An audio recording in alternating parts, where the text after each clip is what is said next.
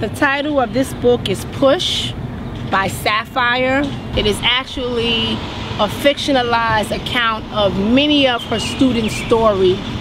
Sapphire's students embody the character Precious. And so this book came out around the mid to late 90s. I was a first year undergrad student. I enjoyed the book. I made strong connections to the book. It was somewhat graphic in nature, and so I knew that would be one of the reasons that the book would be constrained and there would be parameters put around this book. And so 10 years later, 12 years later, to see this book turned into a movie, Precious, spoke volumes. And then to see that Precious, the movie, was an Oscar-winning movie, really in a lot of ways put street literature in a different place. Precious Jones, she's an illiterate 16-year-old, has up until now been invisible. She's been invisible to the father who rapes her and the mother who batters her, and to the authorities who dismiss her as just one of Harlem's casualties.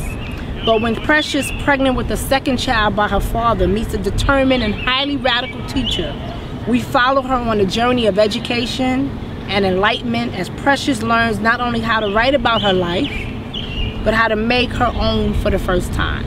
For me, you know, she went through so much, and yes, it was very graphic, but the fact that she came out of it and she persevered and she was determined, for me, those themes speak volumes. And I think those themes transcend race, because I know many people have said that does street literature or does contemporary literature perpetuate certain stereotypes about particular racial groups. And so for me, the fact that I always put street literature on this literary continuum, and in the beginning it was European immigrants who were the focus of street literature, and now, you know, characters from the African diaspora. For me, we have just a myriad of characters from different ethnic groups.